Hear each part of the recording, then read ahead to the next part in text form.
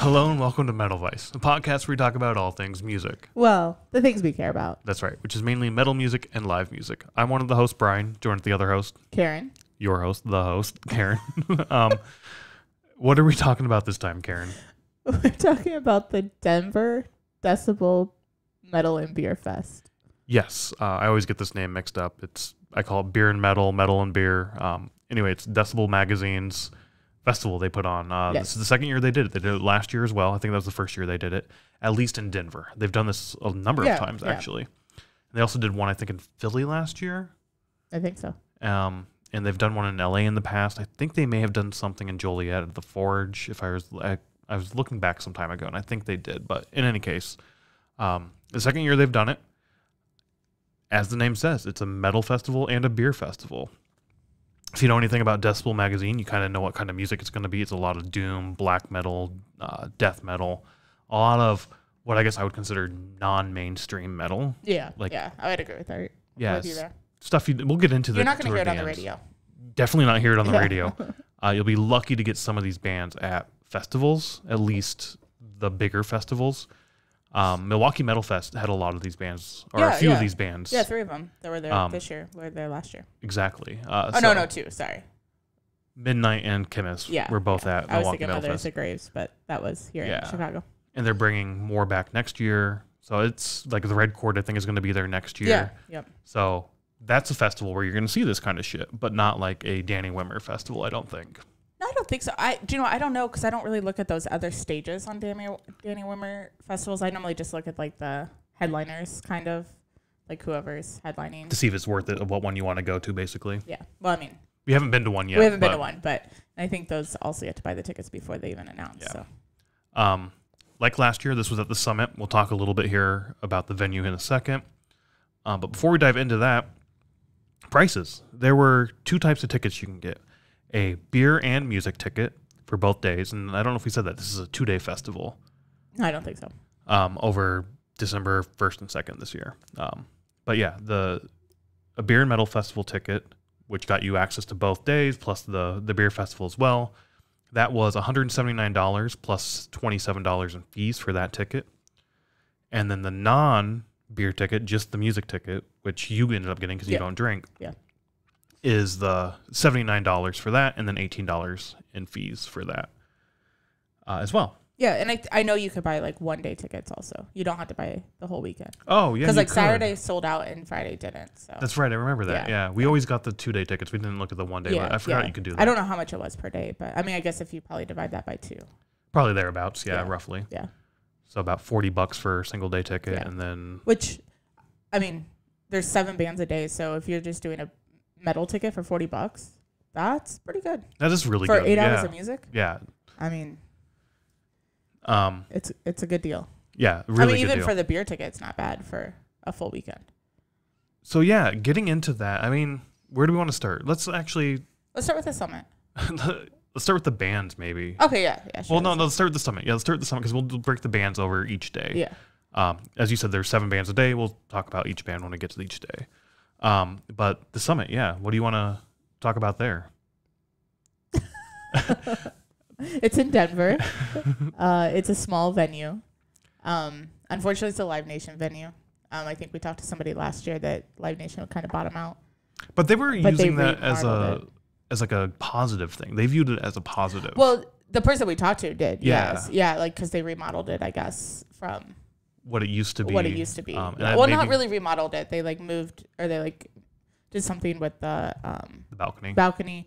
And then this year the bar was different, so maybe that was part of that as well. But. Yeah, so it's just a small little square venue, right? And when you walk through the front doors, or I guess in any case, if you're looking at the stage, that's one side of the square. So all the directions are going to be from like that perspective of looking at the stage. So to the left or stage right, you have this little kitchenette type area where they have pizza, and pretty cheap pizza too. Yeah. $4.75 for cheese, and then $5 for like pepperoni or sausage. Yeah, and it was huge. A massive. Like they had to put slice. it on two paper plates because it's so big. We didn't get one. I kind of wish we would have gotten to try it. I know. It looked good. We spent like a lot of money on food before going, so next year we'll just have to do that. We did. We went to the bar right next door, actually. It's a really cool place. It's like a climbing themed bar or some shit, like the 14 high peaks. Oh, is that what it is? Yeah, that's why it's like 14. Oh, I don't know what for the 14ers, like the 14 kilometer or whatever measurement for mountain climbing people do and shit. I don't know. That's not my scene. Cool bar though. I like it. Cool they have a roof deck that has heaters. And it's winter out. It's December. It's cold. Yeah, the heaters really help there. Yeah. Anyways, that has nothing to do with the festival. No, but $4 pizzas, $5 pizzas, not a bad deal. Yeah. They also had coat check this year. Last year they did not have coat check. Yeah, yeah. And I think so last year the like not main merch, but like it's like sponsored merch was in that area. So I think that's why they didn't do coat check last year, because it's like just a little hole in the wall sort of thing. Well, I guess probably a door, but like that size of like a hallway. Yeah. Where they have it. And so this year that was actually outside in a trailer out front. Yeah. So yeah, they were able to do coat check, which we weren't planning on. So I even took like a light jacket type thing and then wore a sweater under it most of the time, except for the first night. And then once we saw coat check, I'm like, here you go. Like, take my money. I'm not holding on to my coat the whole time. Right. Because, I mean, we would have wrapped around our waist like we did last year, but it was really nice to have it this year. And as you said, that merch was now outside in like a trailer. They had other shit going on, I think, throughout the day. They had like video games you can go and play. They may have had like podcasting or some sort of other events going on. Some sort of interview thing. I don't know like where they're interviewing bands and stuff. We didn't watch any of it, so I don't know what was going on. We got there a little before doors each day because we didn't want to stand out in the cold. So we just got there early. We didn't partake in any of those festivities at all. Yeah. Even the pre-party, we got there in Denver the day before where the pre-party was happening. But we were just beat from like a week of work and then travel. Like we were just like, all right, we're not going to go. We're going to go sleep in the hotel and get prepared for tomorrow type thing. Yeah. So we did miss the pre-party again, which is, well, whatever. It is what it is. That's fine. I do want to check it out if we go next year, or try to check it out.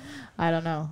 I mean, if we go next year, it's going to be hard because vacation-wise, we might be flying the day of the show. Oh, right, yeah. But in any case, back inside, behind, or in that same area where Coat Check was, like we said, the merch had been moved out, but there's still merch in there. There was, yeah. They just have a bunch of other merch that comes in as well, but this particular sponsor had... It was outside. In this big trailer. And that was like Relapse Records... Yep. And Nuclear Blast, I think, was there. Nuclear Blast. Was that in the trailer? I'm trying to think know if that was in the trailer. It may have been. We walked up there to see what it was because it said official merch, so I was thinking it was the bands. Like the band's merch or like the Decibel merch that they have for the festival. Oh, yeah. That makes sense. It was this particular vendor. I can't remember who exactly.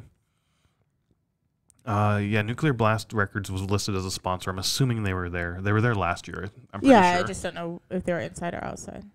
That's all I was saying. And then, the band's merch was over there as well. So that's the left side or stage right. On the opposite side of that is just a bunch of booths for beer. And then Decibel also had their merch booth set up there as well. Kind of a little step-up area where you can go to get those beer samples and whatnot. And Pull the Plug patches were over there too. Pull the Plug patch was over there during the Decibel table as well. Kind of cool. Pull the Plug patches I'm pretty sure they did a patch for every band. Yeah, you thought that. I only saw a few of them, but you said that you thought it was for every band. I'm almost positive it's cool if they did it for every band. Yeah. When they did the drop, they only had a couple because they did a drop as of recording this 2 days ago now. It's December 9th, so it's 2 days from now. Oh, okay. I just got the email about it. Okay. Yeah. So by the time this is posted, which will be a week from today, the drop will be going on, but they might be sold out of everything. That's the one thing I don't like about Pull the Plug is that it's a drop system and they only make certain numbers because of the way they're licensed to do it, and I'm assuming just production cost as well. Probably, yeah.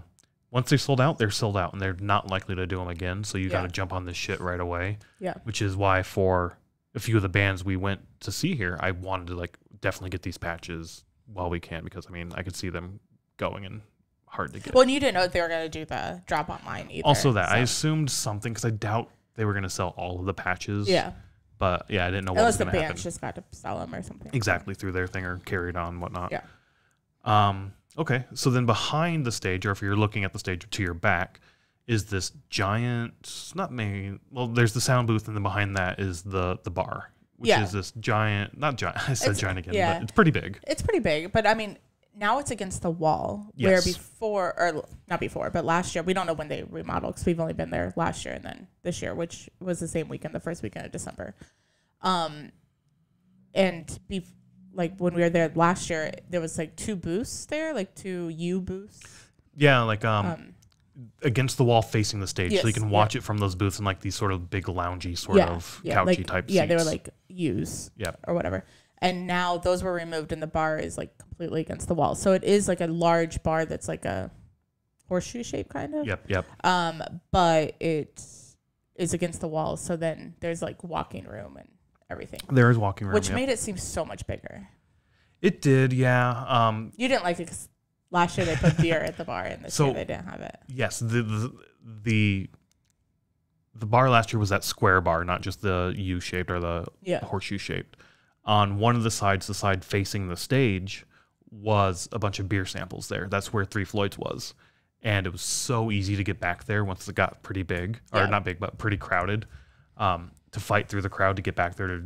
We just kind of hung out there. So I just turned around and like, can I get another one? Can I get another? I forgot about that last year. Can I get another? Yeah, we just like kind of stood by the soundstage a little bit. Right. This year, we were closer to the center of the stage and whatnot.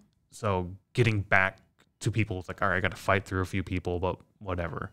It was easier last year just to like, give me another, please. Give me another. So that was kind of cool. I did like that. I do kind of like the new setup. It is kind of cool. We didn't mention the balcony also, which is sort of above all of this. I wasn't allowed to go up there again. Only ticket holders could go up there because they had samples up there. I think 4 breweries were up there. I did go up there to try some beers, but it was really hard to get up there sometimes and get through the crowd.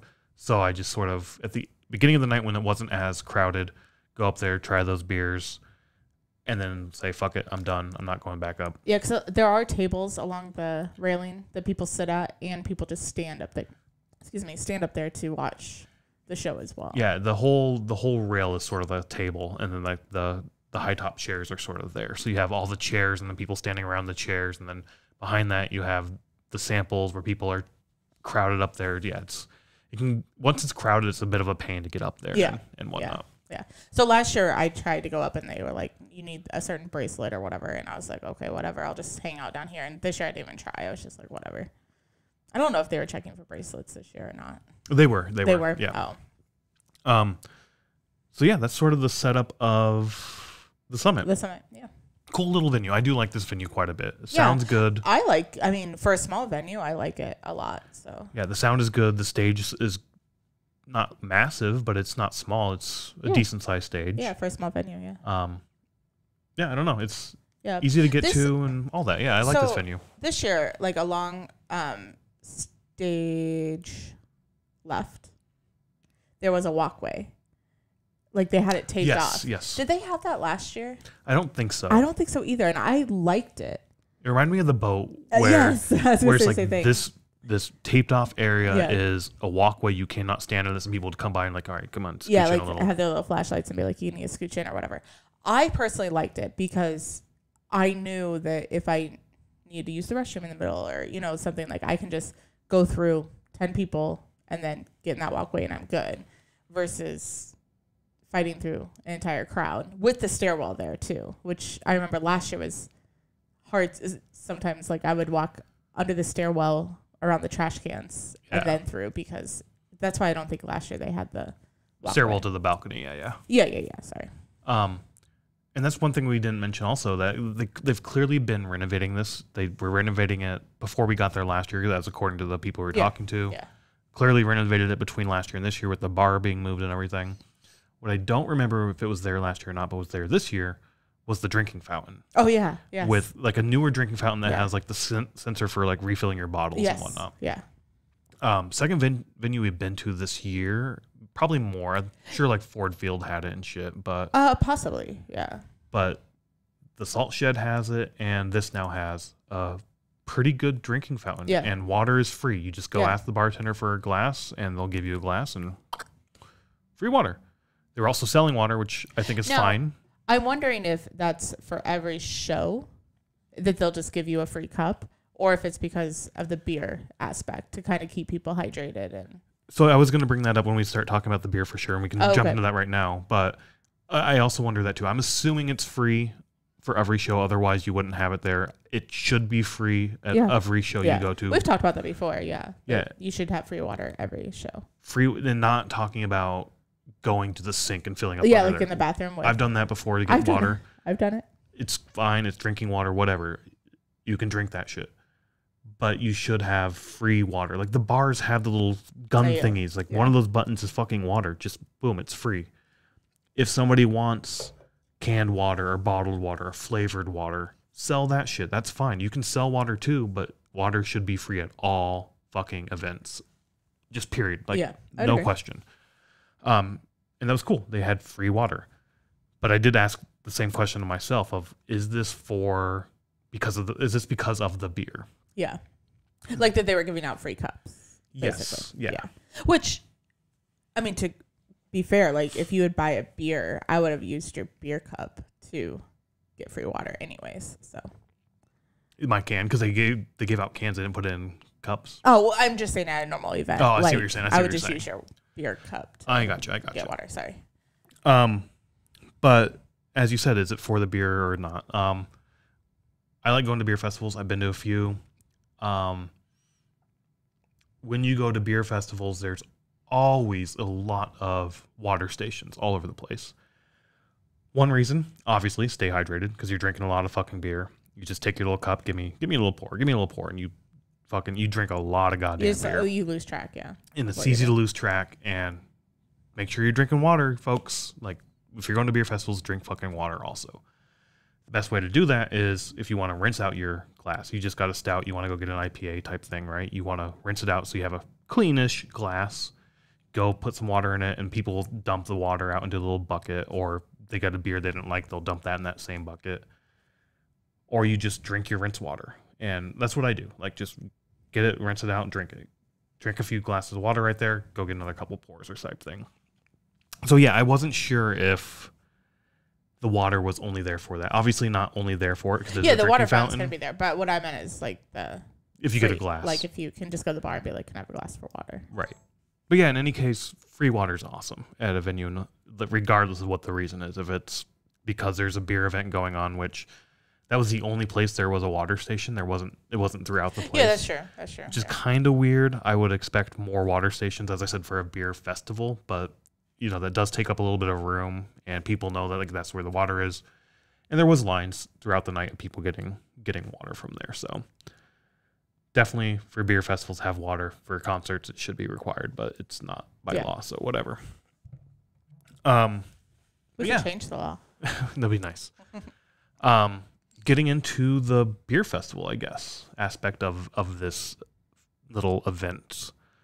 Had quite a few breweries. We had True Brewing, Black Sky Brewing, Three Floyds Brewing, Brigham Horn Meadery, Bone Up Brewing, Wake Brewing, King County Brews Collective out of New York. I'm not saying where all these are from. They're all over the place between Colorado, Indiana, Florida, all over the place. Illinois, blah, blah, blah, whatever. Which one's Illinois? Illinois is Sound Growler. Oh, Sound Growler is there. I forgot. Okay. Sound Growler was there, yep. War Pigs, as I said, Sound Growler. Adroit Theory, Adroit. I'm probably fucking that name up. Then we have Magnanimous Brewing. And the last brewery there was Little Cottage. For a beer festival, pretty small, but it's a small venue. It's a very small venue for sure, in terms of just size. So I think they fit the space really well with the breweries and whatnot. We didn't say this over by the pizza. That's where True. I keep saying Thrive, but it's True Brewery. Yeah, I think last year in our podcast we said Thrive. We didn't actually we recorded this last year, but we never posted it. We never posted. We never posted last year. Welcome to episode number 1 of Decibel. We talked for like 4 fucking hours on it. Did we really? We did. It was a long ass show. Oh, well. And just like last year when we recorded it, we went last year, but we didn't record or we didn't post it. Last year when we recorded, I also drank a Three Floyds Dark Lord, doing the same thing this time, just to celebrate Three Floyds and them being there. So, like I said, all in all, a small group of breweries for a beer festival, but fitting out the space and keeping up with the theme of metal. Like these are all metal themed breweries, or they have metal themed beers, I believe. Well, they also, I don't know about that like all the time, but they collaborate with the bands to make a beer. Yeah, exactly. I think all of them had some sort of collab with one of the bands on stage playing this time. Some I think had a couple, but yeah, it was a blast. I had a lot of fun walking around trying the samples. As I said, going up to that balcony, the first night I went up there once, it was hard to move around. Second night, made sure to get up there right away to try some stuff. And yeah, it was good. It's a normal beer festival. You're going to find beers you love. You're going to find beers that are just okay. And you're going to find beers that you don't really care for. Like they bring so much variety and so much different styles of beers that you're going to find something for you. You're not going to like everything, and that's fine, whatever. Like, your palate, your tastes. Yeah, gravitate to the things you like, but also go out and try new things. There's definitely stuff I tasted that I wasn't a fan of. I can't really remember what ones they were. But nothing, like I said, where if you get something bad, typically you can there's pour bins where you just pour it out. There was nothing I wanted to ever pour out. There was stuff I would drink and just be like, this isn't my thing. I would not get this again. And then there was stuff where it's like, holy fuck, this is awesome. I'm coming back. One of those being Hanji from Dark Lord, or from Three Floyds, Dark Lord Hanji. Marshmallow Hanji, I think is the actual name for that. Love that beer. Whenever they come out with Dark Lord, it's like, that's the chase beer I want, and the chase beer a lot of people want to get, I believe. So they have that. They had it last year and they had it this year, but only for night 2, not night 1. They went back and forth, I think, between just a basic Dark Lord and then Hanji. I can't really remember. I walked up there and got super excited night 1, like, yes, there's Hanji. And then it said night 2 only. It's like, oh, all right, give me the other Dark Lord, then I'll take that. Their collab, I can't remember who they did their collab with, but it was really good too. Was it? Yeah. My favorite beer for sure was with Magnanimous Brewing that they did their collab with the Keening. It was a peanut butter, what was it? It was a peanut butter chocolate butterscotch beer. So it's got true. Basically, it's got true. Yeah, it was so fucking tasty. That was my favorite beer and my favorite collab for sure out of everything. And like I said, everything else was hit and miss. Some stuff better than others. Some stuff really good. Nothing absolutely horrible. So I really enjoyed the beer fest aspect of this. That's good. No questions, comments, or anything? I don't care. You don't care? No, I mean, I have nothing to say about the beer because I don't drink beer. Right, yeah. I don't really drink at all. And it's a beer festival. We don't do so at other beer festivals, we do the whole, I get a sample, you get a sample. If you go, yeah. If I go, yeah. And obviously for this event, we don't have to do that because they have the ticket. The non-ticket. Just the metal ticket, so. Which is really cool that they do that, where it's like, we know not everybody's going to drink beer. Not everybody's here to drink the beer. Let's give out just metal tickets or sell just metal tickets. Yeah. And there's a decent number of people who opted for that option. Yeah. I think we talked about this last year, and as we said, we didn't post that episode around the cost of, is the cost really worth it? Because it's $179 for without fees. Yeah, so it's $100 more. $100 more for a beer festival. Yeah, some beer festivals I go to do cost around 100 or 2.5 beers. What do you mean it's 2.5 beers? Like if you buy beer at a show, yeah, that's 2.5 beers. 2.5 beers is $25. What? Well, all right. $18 a beer. Oh, you're doing 18. I'm doing 10. 46. Okay. Yeah. Plus 4, so it's not even 2.5. It's like 2 beers. Well, hold on. Hold on. What? Oh, 36. 18, 36. So yeah, it's 2.5 beers. For half of the ticket. For one day. Oh, I see what you're saying. Per day. 2.5 beers per day. Yeah. I didn't understand what you're saying. I think meant total cost was, no, it's 2.5 beers per day. So 5 beers total through the entire event. Yeah. And you're going to drink more than 5 beers at 2 8-hour concerts. You typically, yes. I think when we counted this, the first day I had 16 pours and we were doing like 3-to-1 ratio, like 3 pours is 1. So you got your money's worth. Beer. I did get my money's worth. I'm just saying, from other beer festival perspective. Oh, okay. You can spend around $80 or so to get to a beer festival. Like, it's been a bit, maybe a year plus since I've been to a beer festival just because of timing and whatnot. But I would average, say, $80 for a beer festival. And as I said, those are typically larger. So, I don't know. I do question the price, but it does seem reasonable at the same time. It's one of those, like, I look at the number, I was like, oh, really? That's pricey. But when you start to break it down, like the gut feel is this is pricey. But when you start to break it down by the numbers and whatnot, as you're saying, it actually isn't that bad. So gut feel, looking at the price, like, ooh, that's a lot. But do the math, and it's really a pretty good deal, honestly. Yeah. And as I said, 16 little tiny pours and whatnot. By the end of the night, definitely feeling it a little bit. So others a little bit more than me, others less than me for sure. But it was definitely hitting hard for sure those last 2 nights, or the only 2 nights. So yeah, all in all, for a beer festival, fine. Plus, you're getting not only just beer, you're getting a music festival, which is fucking awesome as well. Melding these 2 concepts together is a really cool idea that, I don't know, last year was a very novel idea for us, our first time experiencing it. And it was a lot of fun, and I guess getting into this one, I had a lot of fun with this one too. But yeah, it's a cool concept to meld the 2 together. And we've been talking a lot about beer. Let's get into the music aspect of this festival. It's the thing you're probably more excited about than the beer. We mostly talk about metal and live music, so not beer on this podcast. Yeah, but it's really cool that they mix the 2 together. For you. For me, yes. A lot of fun. 2 days, as we said earlier, 7 bands each day. Who do we have for day 1?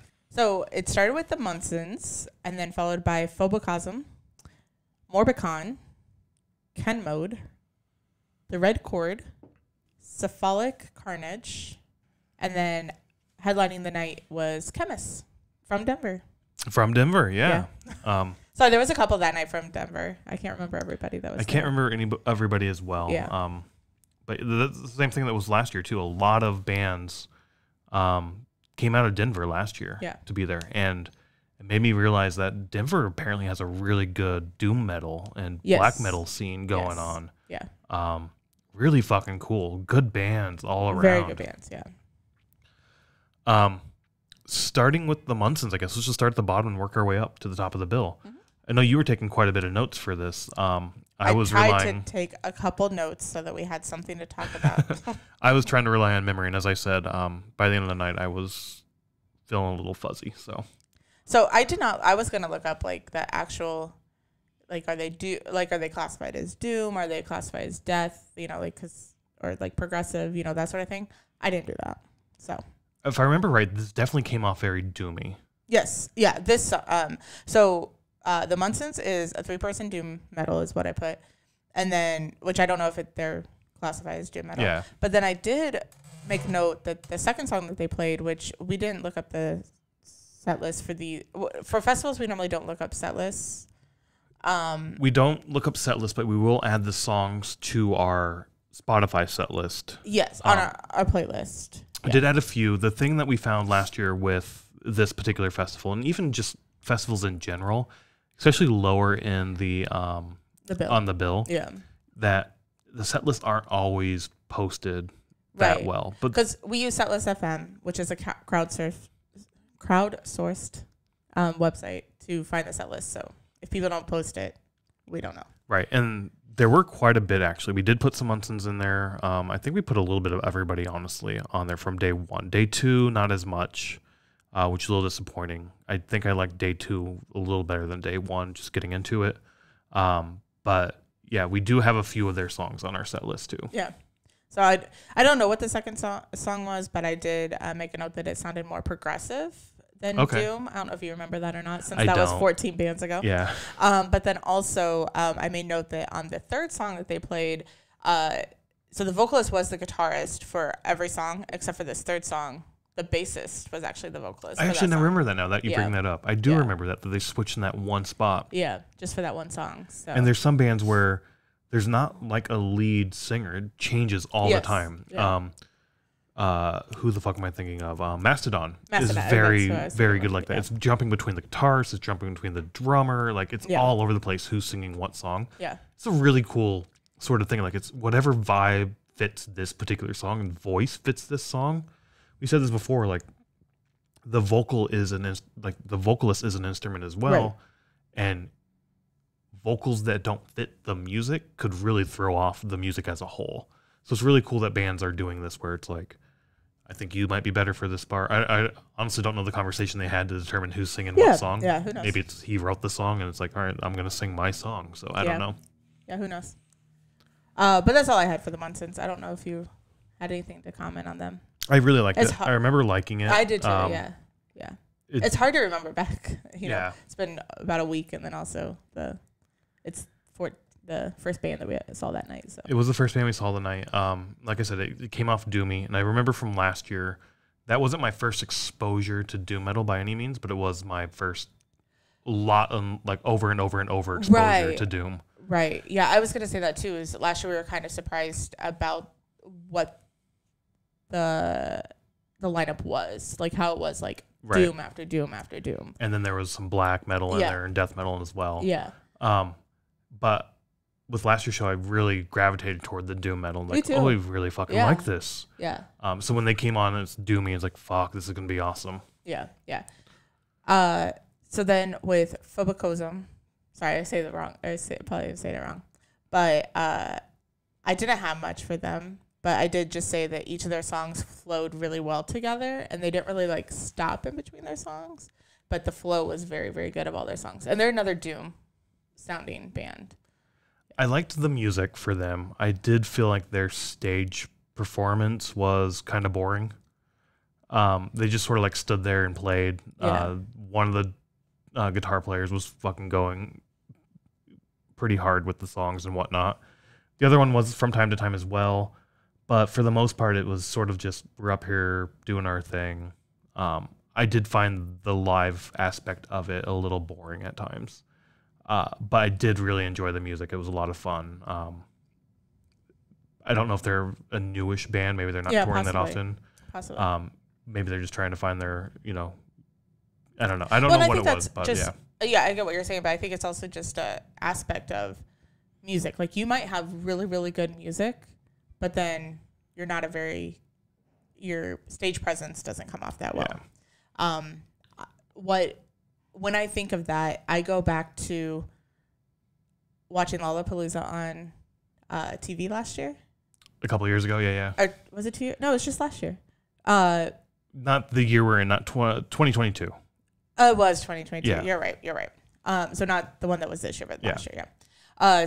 But there was a performer, and unfortunately I don't know their name, but they were up and coming, but they were going to play the main stage. And they were interviewed, and I was just like, they're not interviewing very well. Like they're very quiet, very like inward and everything. But then when they were on stage, like they had a huge fan base. Yeah. But even their stage presence was just stand, sing, eyes closed, sing, like, so you could have the emotion coming out. Yeah. But like the stage presence was nothing. I mean, yeah, staying in one spot. So from that point of view, like, I mean, you can have great music and just not have a good stage performance. And some people, that doesn't bother them. They just want the music. They don't want the show with it. That's fair. Again, we didn't go in knowing what to expect by any means. Yeah. Not saying I wouldn't see these guys again live. I don't think there's a band on here I wouldn't see live. There's a couple for me. I'll tell you who they are. I'd go see everyone alive again. So, I mean, I'd definitely go check that out. But this first time around, I did feel like the performance was a little meh. Yeah. That's the only comment I really had on them. The music was great. But yeah. Then we get to Morbicon, which was more like fast metal. Death metal. Metal, yeah, like the fast beats and everything. So it wasn't the doom sound. It was more like the fast pace and everything. And that's when the first pit opened up, actually, of the festival. So those are the two notes that I had. Corpse Paint, they came out with Corpse Paint. Yeah. But it was the death metal, so it's kind of like what you would expect, I guess, from death metal. I like the doom aspect, but last year I just remember it was like doom, black, doom. Yeah, Yeah, I can't remember. I know early in the evening was definitely a lot of Doom. And then it started to pick up as it got closer and closer to Cannonball Corpse. And then it once it started picking up, it didn't really slow down. I didn't feel like you didn't think so. Maybe I'm just getting the 2 days, but I felt like there was a lot of Doom last year. So it definitely started Doom both nights. Started Doomy, yeah, and then worked its way up to like more faster death metal-y type shit. Yeah. But anyways, so I was really happy. Basically, what I was trying to say is like I was really happy when Morbicon went on and it was more faster paced. And like, you know, like Doom metal's fine. It's just I don't want to stand there for 4 hours and listen to Doom metal. Yeah, I don't know. I might be able to do that. You probably could. I would really enjoy that, I think. But I get what you're saying. It definitely, and so when I was doing pours, I definitely focused heavier pours, or like got more pours earlier in the evening of beer. So as the night went on, I was more like, all right, I'm kind of slowed down. And then the Doom would definitely hit me and be like, all right, I'm making me tired. The beer, my belly's full. I kind of just want to take a nap right now. Yeah. This music isn't really helping me wake up. That's then like Morbid Kid comes on and it's like, oh fuck, all right, let's go. This is waking me up. This is helping. I like Doom metal, and I don't listen to a lot of Doom, but if I do, it's when I'm like at work or like doing a task where I have something to do and like standing, and I mean it's fine. It's just not what I want to do. Yeah. Like but anyways, so Morbicon was kind of fun to have that more fast pace. Yeah, it was. It was a lot of fun. They were great. I loved them. Yeah. Their music was great. Their stage performance again was awesome. Yeah, they were awesome. I remember loving them a lot. So then we get to Ken mode. I'm gonna have some shit to say about this, but I think you will too. So a lot of shit to say about this. Let's talk about this. So at first I was positive because when they were setting up, they had a keyboardist, a saxophonist. I was like, oh my gosh, this is gonna be great. Like you have a saxophone, and then they started playing. So I did look up. They are noise rock and sludge metal is their genre, or according to Wikipedia, and Wikipedia is correct on everything. It's definitely noise. Do you want me to keep commenting? Keep going. Yeah, you say your piece and then I'll speak through. The thing that I didn't like the performance at all. I don't like the music. Even we listened to it on Spotify 2 nights ago on the way to a concert, and I didn't like it. You could not hear the saxophone at all. Everything else just overpowers it. A good thing, the lead vocalist played guitar and bass, so very multi-talented. I mean, yeah, bass is... I'm not trying to shit on bass. I love bass a lot. Can you play the bass? I cannot. But yeah, he did play both. I do remember that. Yeah. It was kind of, yeah. So the music is what really got me, and it was a lot of like noise. I don't know. I didn't like it. Go ahead. It wasn't for me. That was it for you? No, I said it wasn't for me. Oh, gotcha. I don't think I've ever hated the band this much while simultaneously loving them just as much, if not more. And I think it started with Soundcheck when they brought the saxophone out and they're doing Soundcheck for a saxophone. I've never fucking seen a saxophone in a metal band. And I was like, holy fuck. The Twin Temples has a saxophone. That's not metal. It's rock. It's questionable what it's. Satanic rock. It's the jukebox shit from the 50s with satanic overtones. I don't like them. We're not talking about them. I was giving you an example. And sure, Ghost is also rock that has a saxophone. Yeah. But as a main instrument, and forget about Twin Temple, whatever. Twin Temple? Whatever. And Ghost? I've never seen I didn't even think about those two, honestly. I've never seen a band use a saxophone as like a main instrument. And when they did sound check for it, I got so fucking pumped because I was like, this is going to be some sort of jazz metal or blues metal type shit that's going on. Too. I'm super fucking stoked to see what this is all about. Then when they start playing, you don't hear the saxophone at all. And that pissed me off. I was like, where the fuck is this goddamn saxophone? And you could tell that they were playing the saxophone. Yeah. But there was you couldn't hear it. as you said, we listened to it on Spotify recently. I listened to it afterwards as well because I want to love this because I actually really enjoyed the sound. Oh, really? But it does come through more on the recording than it does live. The saxophone does? Yeah. Oh, okay. I didn't even notice it in the car, but... I noticed it because I was listening for it. Okay. Like I was like, all right, I know there's a saxophone here. Where is it going to be? And it's like, oh, there it is. And then it's sort of like, once you pick up that, it's like, okay, now I see where it is and all of that. But I think it just got overpowered by the drums and the guitar and the bass and everything else just overpowered it. And that was really frustrating me. That was like, fuck, this is bullshit. I want saxophone in here. With that said, when you do listen to it from like a recorded aspect, or when I do, I don't get the jazzy, bluesy sort of vibe I wanted from a saxophone in a metal band. I don't know really what I want from that sort of aspect, but even it doesn't even come through clearly there. But it's still kind of cool to have, I guess. So that's where I got really sort of pissed off. Like, God damn it, where the fuck is this goddamn saxophone? But other than that, I did like the music. The music was really cool. I liked it a lot. Even listening to it in the car, I'm like, this is cool. I like that. I don't like it. Very punky kind of feeling to it. They're definitely punk vibes. Maybe I just really don't like punk. Because anytime we see a band that has some punk aspect, I'm like, I don't like it. I got like a heavier Wargasm type feel from this in terms of like the lyrics and the way they sing. There's like one song where they're like, I want to thank you. I want to thank you. Like that was very reminiscent of a Wargasm song that we saw live. Yeah. So like when they heard that, it's like, oh, all right, now I get this. And I did enjoy the performance. I just wish there was a better mixing live with the saxophone for sure. Yeah.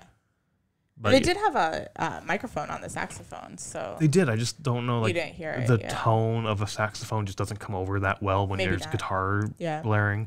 Where if you're mixing it, you can then sort of lower the guitar a little bit better. Yeah. I don't know.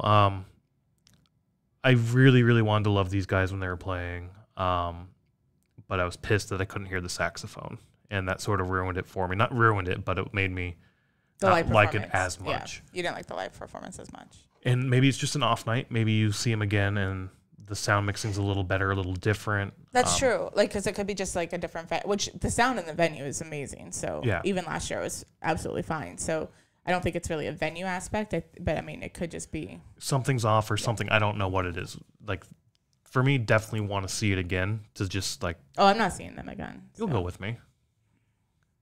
Yeah, sure you will. We'll buy tickets. And then you'll stay home. Anywho, I liked Kid Mode a lot, but I was pissed that I didn't pick up the sax.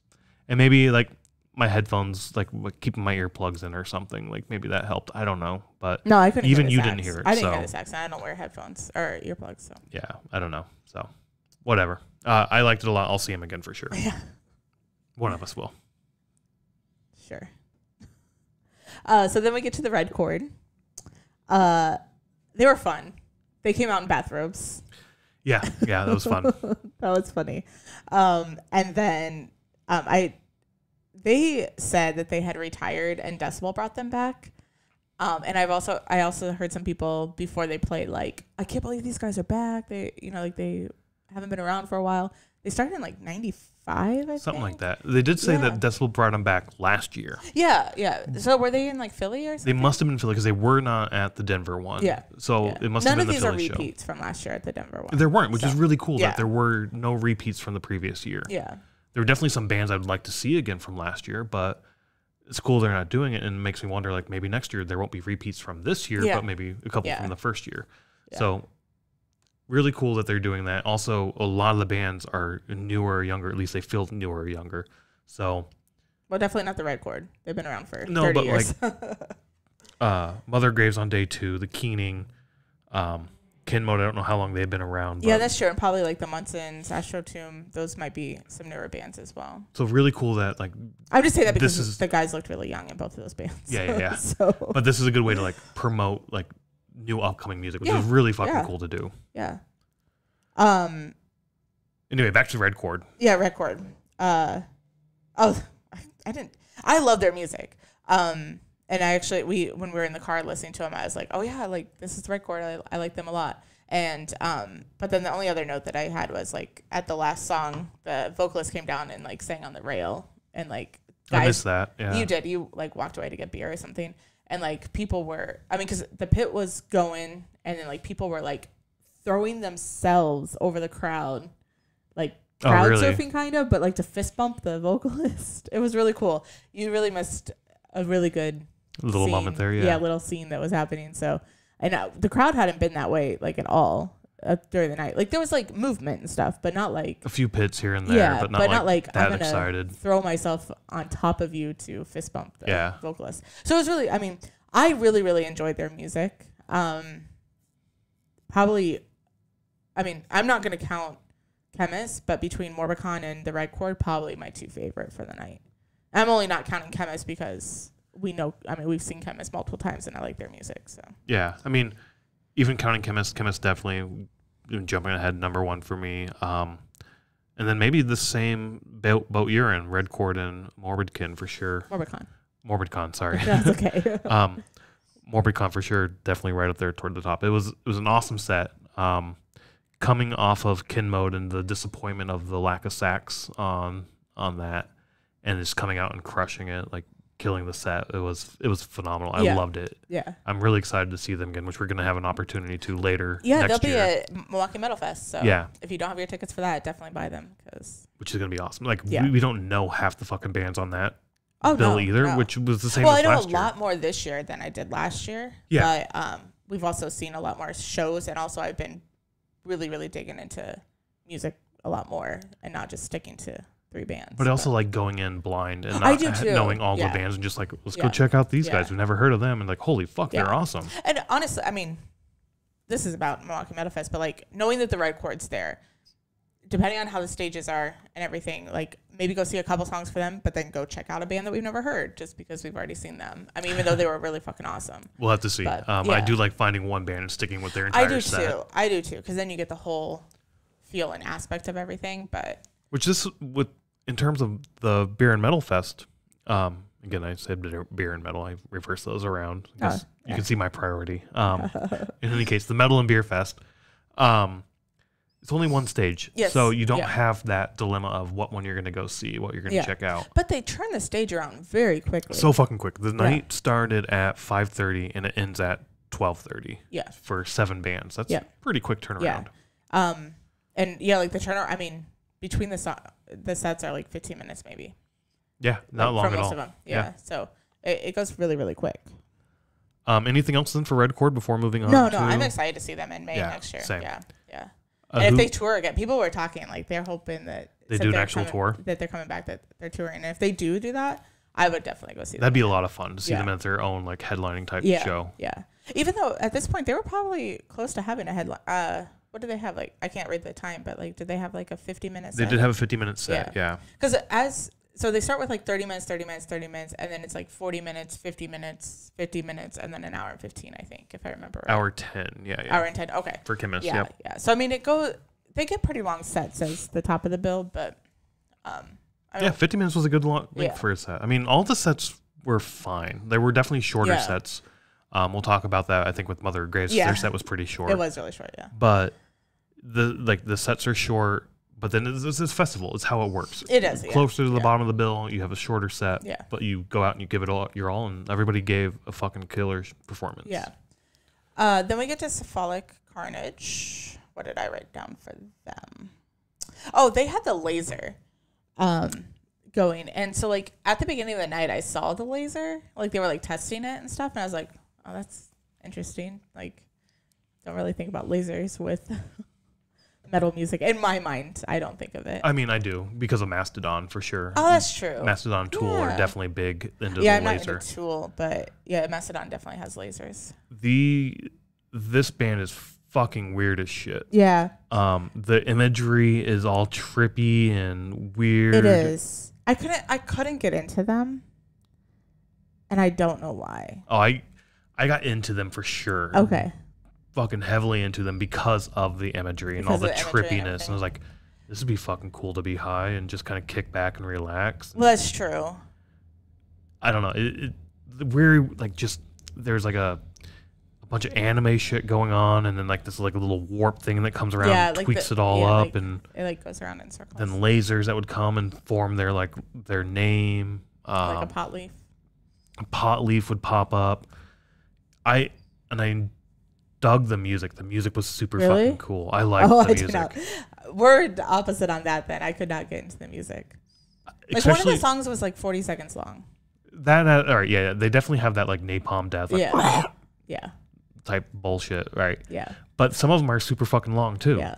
They also had a saxophone. I got the saxophone on this better than Kin mode. Yes, I remember but still also overpowered a lot. This is a different saxophone. This is a baritone sax, I think. All right, whatever. Yeah, it's a saxophone. Like I know there's a lot of different. Yeah, I know there's a lot of different ones, but yeah. Yeah. They had a shark that they threw into the pit. They did have a blow up shark. Yeah. Everybody was like trying to throw it all around, and like people were riding it. It was pretty big. It's like that you swim with, like a swim floaty type thing. And then I got the vibe for the shark that people were throwing it into the pit, and then the people in the pit were like, "We don't want this fucking in here because we're trying to have fun in the pit, and it's bugging us. So let's throw it back into the crowd." No, I think it was more of like somebody in the pit would grab it and like grab it by the tail and like whirl it around, and then let go to see like where it would fly type thing. I saw that a few times, but I saw people like chucking it like. I don't know. I took it more as like a playful thing. And then people would, as you said, like ride it. They'd get on it and like do like the horse ride where you like smack the ass of the shark and shit. Yeah. Yeah. No, they were having fun with it. Yeah. I just was sharing a vibe that I felt like I got. I was shocked that it stayed inflated as long as it did. It clearly was going down through the night. But I figured it would be like as soon as they threw it in the crowd, it would just be like pop. 5-10 minutes at most. Yeah. Right. Not even 5 minutes. I wasn't giving it. I was giving it like this 2 thing seconds. Lasted from like near the beginning of the set all the way to the end. Yeah. And it got thrown back up on stage and then back out into the crowd. Like, we don't fucking want this because this is a souvenir for you or some shit. I don't know. They have a song called Quieter from the Shitter. I thought it sounded like shit. That's what my note says anyways. I don't know what songs they played, what they didn't. I remember really getting into it. And again, toward the end of the night, so I was a bit buzzed. Yeah, so. Maybe that's my problem is I was completely sober while watching them, and it was I will say the crowd banter was cute and fun at the beginning, but then toward the middle, that kind of started irritating me. Middle and toward the end, where it was basically like every song of like the songs about smoking pot or getting high. Oh yeah, they did do the whole like the songs about the people who went to jail so that we could be legal because they had electric bills that were too high. Right, and it's like, cool, we get it. You smoke weed. Yeah. And then the next song, like, so do we. Cool. Like, but like I get it. You're older and like you coming up and like you had it a lot rougher than we did. Cool, or not cool. It sucks. But like every song is like, we're weed smokers. Hey, we're weed smokers. Hey, did you not know we like to get fucking high? It's like, cool. Play some fucking music. Yeah. Like if you're gonna have crowd banter, like have some crowd banter. This was it was cool and fun at the beginning, and then it just got repetitive, and I was like, fuck. Which then sort of led into the music of like, all right, I'm kind of done. Yeah. Like I like your music. It's fun. I'm enjoying it. I'm enjoying the imagery. Kind of ready for Khemmis now. So let's go. So we've talked about this before on other podcasts. When there's a band coming up that I'm ready to see and there's a band that I'm not really into, I think I always just shit on them. And I'm like, get done already so we can see the band that we want to see. And that's not fair on my part. I'm trying to really, really work on that. But I really just couldn't get into their music. Or I couldn't get into any of it. Yeah, I enjoyed it. It was definitely that sort of jazzy aspect that I was wanting, and sort of like just all over the place. Yeah. Not just the saxophone, just like the musical composition of it was sort of just all over the place. I did enjoy the music a lot. I enjoyed the imagery a lot. I enjoyed the stage performance a lot. Just toward the end, I was You're ready all right, let's Khemmis. move on. Yeah, yeah. So let's get to Khemmis. Let's do it. Let's get to Khemmis. One note is Khemmis. Just Khemmis. We've seen them before. We have, yeah. The set, even though it was an hour and 10 minutes, felt short. I thought it was really short. Either it was short or I just was super into it and it just blew by for really me. Fast. Yeah, I don't know what it was. It just felt short. But okay, so when we saw them this year at Milwaukee Metal Fest, they got 40 minutes. Yep. And I felt like that set was like 20 minutes. Like, I felt like they only played like 4 songs and they were done. And so I think the same thing where, I mean, obviously at Milwaukee Metal Fest, they played probably like 8 songs, 7 songs. Remember, yeah. But coming here, I thought the same thing because, like, next thing I know, I'm like looking down and it was like 12:20, and I knew they were done at like 12:25 or something. And I think I even wrote on my phone, like, are they going to play Oh Death? Because I was like, it's over. Like, and they haven't played that yet. Like, where is it? And then it was the very next song, I think. Yeah. But no, I thought it went by really, really fast as well. When we did catch them here in town for their headlining show earlier this year, I felt like that set was really long. That seemed long to me, but then every other set we've seen this year just felt short. Short, yeah. And and that was the only time we saw them in a headlining role. Before that was always as an opener, and all of those felt short. Yeah. So maybe it was just like that transition of you were an opener, now you're a headliner, that we're seeing you. This headlining set feels long. Then you go back to open, and it's like, oh, it just feels short. I'm expecting this long now. Yeah. But they headlined the festival, but from a festival perspective, I think that normally an hour and 10 minutes or hour and 15 minutes is normal for a headliner of a festival. I think so, yeah.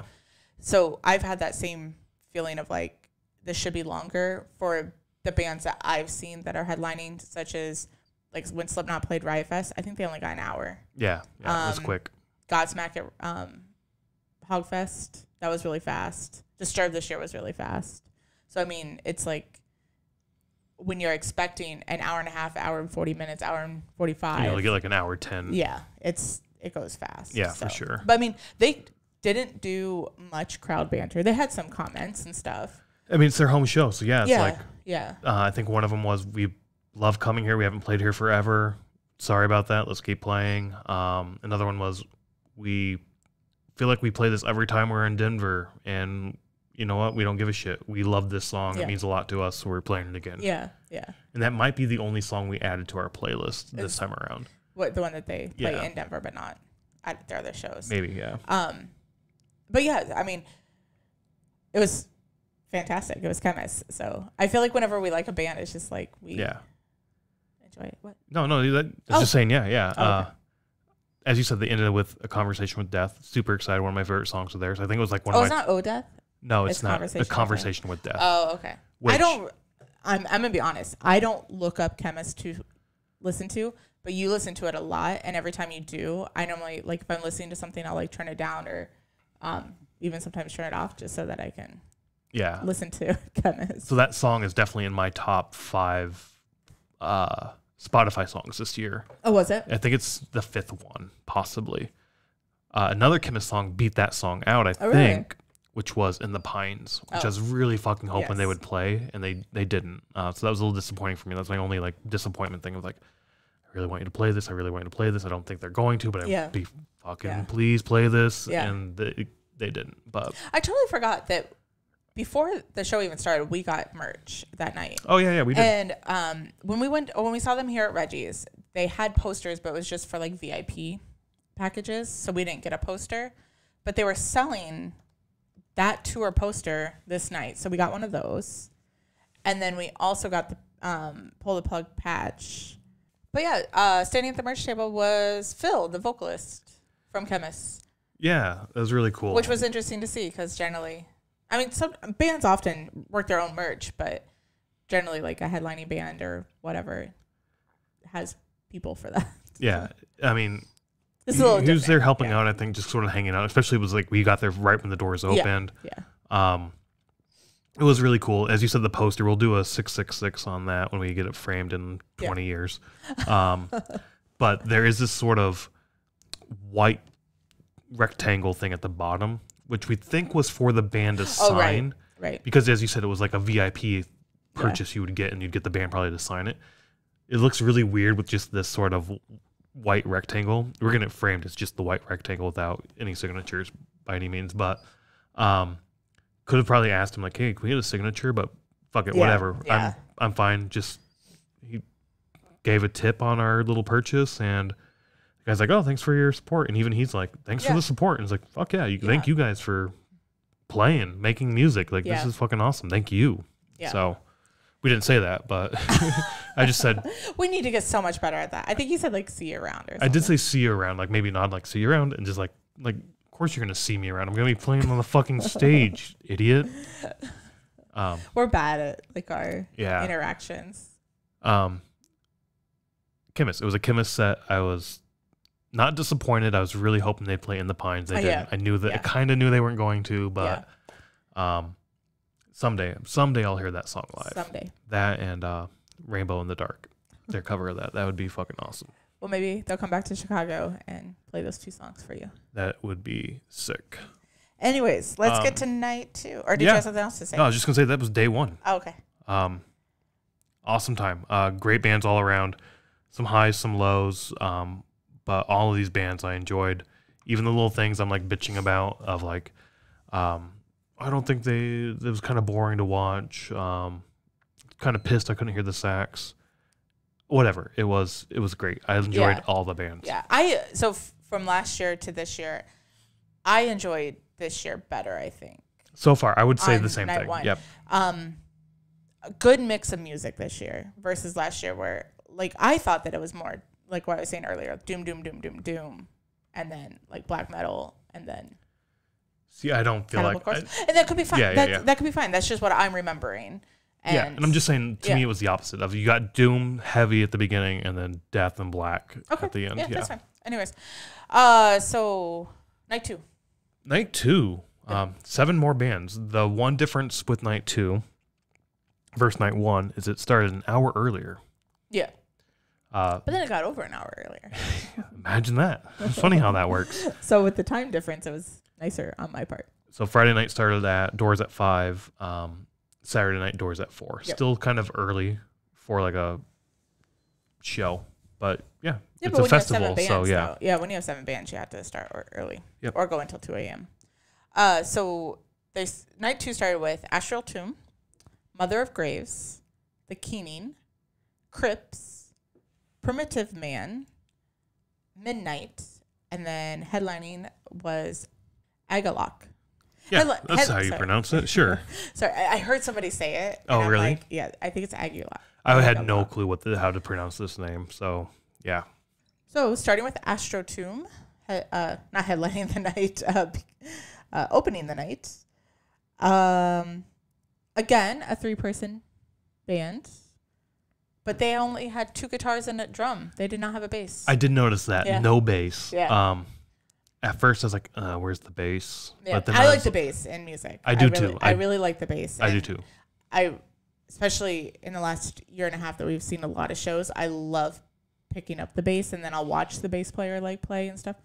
So yeah, that was kind of disappointing, but it was. But also, the music was great. I did enjoy their music a lot. Yeah, they went hard. They were having a fucking blast on stage. Yes. Young kids too. Young. Like, and that's why I'm saying with the Munsons as well. They were young, and that's why I was like, they have to be newer. But I mean, they could have been playing for 5 years, and we're just fucking old. Probably in high school, and now they're done in high school, and I mean, they're 18. So I don't know how old they were. Fucking young. They could be like. My guess is early 20s. Probably early 20s, but they could be older than that. We're just getting older ourselves. We are getting older, yeah. So yeah. But yeah, I mean, they were going hard, like knocking over mic stands that were drum kit was getting knocked over because they're like jumping all over the place and having people come out and like reset up the mics and it was a fun way to open the night, and I actually got really, I mean, I loved the guitar riffs, even though we just shit on that they only had guitar and no bass, but then with the energy that they had and the fun that they were having, like jumping all over the place and everything, it was just a great way to open night 2. I thought so too. And I think they're listed as like a black metal or death metal or something. Really? Something like that, or melodic. I don't know exactly what genre they're in. Yeah. I picked up very heavy thrashy elements. I thought so too, but that could just be the guitar riffs. It could be, yeah. But I had a blast. I thought the music was great. Their stage performance for sure, it kept me engaged and got me pumped for the night. It was awesome. I loved it. It was so good. Yeah, Astral Tomb for sure. A band I want to see again. I'd love to see them come through Chicago at Reggie's, I assume. Oh, I was going to say it'd be kind of fun to see them on a bigger stage where they can move around more. No, make it smaller. You want it smaller? Make it smaller and just watch them tear it the fuck apart. Like, yeah. Fuck it. There's no room for us up here. We're going to go down to the crowd and hang out in the crowd and play. That's true. We saw a band that did that once. It kind of reminded me, I can't remember what the show's called, or the movie's called, but where like they are in high school and they start a band and like the bass is like a upright bass. Lords of Metal. Lords of Metal, yes. And then they have a bassist that comes in to like audition and he's like jumping all the fuck around and everything. That's what it reminded me of. And I was like, oh, we should watch that movie again. But then we get to Mother of Graves. Yes, Mother of Graves.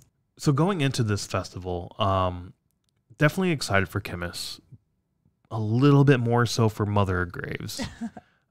We saw Mother of Graves earlier this year when they opened for Khemmis at Reggie's. Yes, yeah. I think that was their first show outside of Indiana. It was, yes. And we didn't know that Mother of Graves was going to be there even. They weren't even on the bill. So as you said, that poster we got, they're not on that poster. Yeah. I don't think they traveled with Khemmis for every show. No, that was the only one that they played. I think Khemmis just brought local bands for like a fourth opener, basically, our fourth band, which was fucking awesome because honestly, like that night, Khemmis put on a killer fucking show. That was the same night of Notre Dame.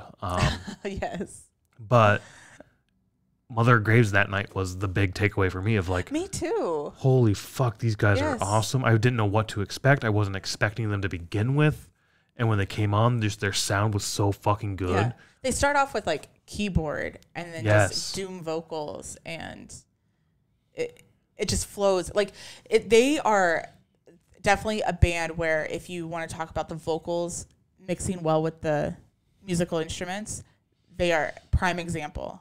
And they've only been performing for like 2 years. Not long, yeah. It hasn't been long.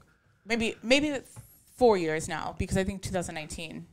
Right. But I'm not sure. But yeah, after that show, like Khemmis was awesome, but Mother of Graves was like the big takeaway for me. Yeah. So seeing Khemmis on the bill for this festival and then seeing Mother of Graves, I was like, fuck yes, this is gonna be awesome. Yeah. We need to go see here. Yeah.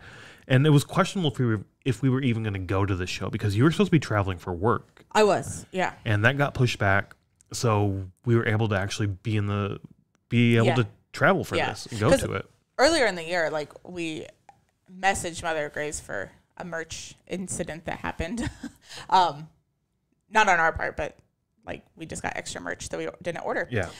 And so we were like, hey, how do we return this? And they were like, basically keep it sort of thing. And I mentioned, I was like, man, I wish we could see you at Decibel. Like we're sad that we're going to miss it. Like hopefully we catch a show next year. And sure enough, we were able to go. Luckily got to go. Yeah. So going in, I was super fucking excited for this set. Me too. They played this basically the same set. I'm assuming basically the same set that they played. Probably. They started the same. I know that. I don't remember all the songs that they played. They might have played longer here than they did with Khemmis. See, I feel like they played longer with Khemmis. This felt very short to me as well. Okay. Maybe because I was just super excited and I wanted a longer set. Yeah. But it felt very short. They did play one new song because they're working on new music. They are, yeah. And they come out and they're like, yep, we're going to play a new song for you. Working on new music, and that's all I'm allowed to say. So I'm going to shut up and play. And I don't know. It was awesome. Their set was fucking awesome. Although I did not enjoy it as much because most of my attention was focused on this one drunk motherfucker just in the crowd. And it was only the second band. We haven't even been there an hour, and they were doing sound check, and this guy walks up, and he's like, yeah. Like they're getting up, they're doing their vocals, they're like, check. You know, whatever the deep vocal you're checking, the mic check, right? Yeah. And then the guy comes out there whenever he does like his little vocal check, and then the guy's like, yeah. And they're just like, and he's like, he points down to him like, thank you for being engaged and wanting to fucking just be pumped for this. And you could tell he was a little out of it at that point. And I was like, it's fucking not even an hour into this. How'd you get this fucked up this quick? Well, you don't get fucked up like that there. I guess not. You drink before going. Maybe. I guess not. I didn't see a wristband on him. I was looking to see if he would have been poured, like going around to the booths to be poured. Because also I feel like if you're doing that, the people working those tables would be like, no, you're not getting any more. Sorry, bud. Yeah. But no, he was not belligerent or anything. He was just having a good time, but also very drunk and stumbly. It was the stumbly part of it that distracted me sometimes. Yeah. But there were some guys that kind of took care of him. So in my mind, I was like, I'm going to focus on the band. Yeah, like he would go over, like there really wasn't much of a crowd. No, so we were yet. very close to the rail. Yeah. He was basically second from the rail, but he was hanging on the people on the rail, like reaching over them. And in all honesty, I assumed someone would get pissed and beat the shit out of him. Nobody was pissed at all. Yeah. People are like, he's drunk, he's having a good time, let him do his thing, it's fine. Passed out, or not passed out, tripped and fell on the ground a couple times. People helped him up, moved him to the back, came back with a glass of water, drank that, and then tripped and fell on the ground again, got picked up and moved back to the back again. Can't remember if he ended the night up front or not for that. For the night? No, not for for this band? set. Oh, yeah, I don't know. But also the crowd interaction, with Mother Graves was, hey, take care of yourselves, take care of your friends. And I took it as, hey, this guy is a little out of it. Make sure we're taking care of him. We're watching out for him. We understand, like, we've all been there. We've all been, super excited and a little fucked up to do certain things. So it happens. Don't let it ruin your night. Don't let it ruin his night. Watch out for each other, which I thought was really great. It was like a sort of nudge of like, hey, we're in a community. We're fucking awesome to each other. Like, let's look out for each other. I would agree. No, I mean, even with the drunk guy, whatever. I mean, you're at a concert. Shit happens. But yeah, I still was able to focus on the music and enjoyed it. I really, really enjoyed them when we saw them in Reddy's earlier this year, which I think was in April, if I remember. It was, right. yeah. It was like the second or third show of the year. Yeah. I really enjoyed them there, and that was obviously the first time we had seen them or heard their music at all. But this time, I think I even enjoyed it more because I knew some of the songs. And you knew what to expect. Knew the music and everything. And I was pumped to, like, hear the keyboard at the beginning and, like, go into the vocals and everything. Yeah, as you said, like their opening track is just fucking killer, and it's actually "Where the Shadows Adorn" is the title of that opening track. And as you said, like the keyboards there, and then leading into just those doom vocals, and then the heavy riffs coming in on top of that. Fucking amazing track. Just the way it flows. You're going with that sort of mellow, sort of like, all right, I'm chilled out, I'm relaxed, and then boom, hit in the face, like. Oh, I fucking love that track. Yeah, so much. For something I was just thinking about as we were talking about, or as you were explaining that song, something that I've noticed is sometimes newer bands, granted, I don't know if any of these guys have been in other bands or anything, but like sometimes newer bands, like their first or second albums are kind of like them trying to find their sound or, just trying out things to see what kind of sticks. And I think that for their first album, they got it like right away, like just how the songs are mixed together and how they flow together, how the vocals flow and everything. I just think it's perfectly done. Yeah, and they're a younger band for sure. Like this, I think, as you said, their first album. It came out in like 2022. Yeah, I think they had some EPs and shit before that in like the 2020s, like early 2020s. Yeah, I thought I saw something about like they were formed in 2019 or something, but that could be wrong. Yeah, but they're also they seem like older dudes. As you said, they've probably been bouncing around playing music forever, and just they found the right group of guys to. You're saying older dudes? They're probably our age. Yeah, we're older.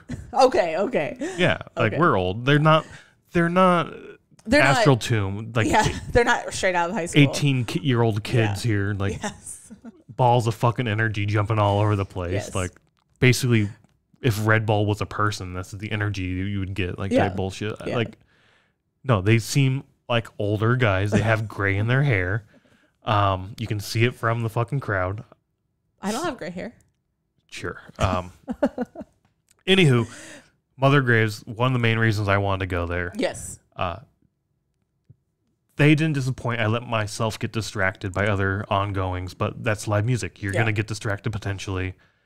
It's kind of the fun aspect of live music is you don't know what the fuck you're going to get. And in any case, I enjoyed their set a lot. And hopefully, I mean, it sounds like new music is coming next year. New music, a tour? A tour probably is coming next year, so At least I'm ready to see them again. Indianapolis isn't far from Chicago, so a little quick trip up here maybe. I don't know. I'm happy with just one out-of-state show. Yeah, hopefully they make it to Chicago and not West Chicago like everybody's going. Yeah, I don't know. We'll see.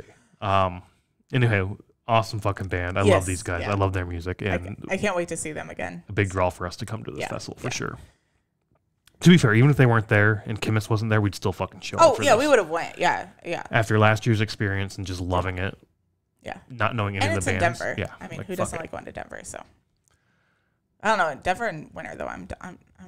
You're about done with that. Let's move the Denver beer or Metal and Beer Fest to. I like it June. though. I kind of like I like where it is with the coldness. I don't like the dry weather. So, anyways, back to the music. Yeah. We get the keening next, right? Yeah. You got really, really excited for the keening when you saw that there was a violin and a keyboardist. All right, so we were very close for Mother of Graves. Wanted to be up there, and you're like, like I just kind of want to hang back and toward the back tonight. Is that cool? I was like, sure, let's go ahead and do that. Yeah. We did. While they were doing their setup for the keening, and then I noticed a keyboard came out. I was like, oh, that's kind of cool. And then I saw a violin. And I was like, you know what? We're gonna go up here. It's really open right here toward the front. We'll move back after this, and I want to see this. We never stood by the back, anyways. I'm intrigued to see what the fuck's gonna happen here, just like I was for Kin Mode the night before. Okay. Oh, I've never seen a saxophone in a metal band before. Let's see what this is all about. And part of me is like, I'm gonna be just as disappointed as I was with Kin Mode, right? Where, it's gonna be fine. I'm not gonna be able to hear the violin or some shit like that. I'll save my judgment because I think you have some pretty strong feelings about the keening. I already said their collab was my favorite beer. What? Were you excited because of the violin or the keyboard? I got excited. Okay. I was like, oh, this is going to be different. This is going to be great. This is like, I guess in my mind, it was kind of like a Helvetii type situation. Yeah, I thought the same thing. Yep. Type situation. That's what I was hoping for, is a situation like that where, well, I'm saying situation, a sound like that. Yep. Like where it's, fast, hard going music. With violin added on top. With violin, yeah. Like you definitely get some tracks from some metal bands that will put violin on like the top or in the back. And I really like that. I really love the sound of a violin being played alongside stuff. And if you can do it with like your highs and your lows and your deep growls and like shit like that, if you can meld it together well, it can be fucking phenomenal. Yeah, yeah. So yeah, I was super excited for that too. Yeah, and I like alternative instruments. I mean, that's different than just a guitar or bass or drum. Yeah. But it started very, very slow. And the vocals were very, very not my thing. Oh, really? Yeah. Nothing against, so every single song was slow except for the last 20 seconds of their performance. This is my own perspective. Well, not my own perspective. All the music was very slow except for the last 20 seconds. From what last year was for the Metal and Beer Festival, and then from being at a festival where all the bands are like going heavier and like just metal music in general, this was not what I wanted. And this is not something that I want to stand through, even though it was only 30 minutes at a metal show, in my opinion. I liked how the composition of the music came together. I thought that everything flowed really well. You could hear the violin. The vocals went with the music that was being played. It just wasn't anything that I wanted to hear at this show. Okay. So I think they have a spot that I would like to listen to their music, but it's not at Decibel Metal and Beer Fest. So I somewhat disagree with that Decibel Beer Metal, and this is my own personal opinion. I understand that's your point of view, your thought, what you want to see. I think it fits. It's fine. at this particular festival for sure. It's definitely doom metal for sure. It's just very, very fucking slow doom. I didn't get any doom aspect. Just the vocals, the way it's flowing, the music itself, and like, I don't know. It's I have to disagree. I'm just going to disagree. Okay, yeah, with that aspect of it. So I classified as doom, and I'm pretty sure it is classified as doom. I'm going to look it up as on Wikipedia and see what they say.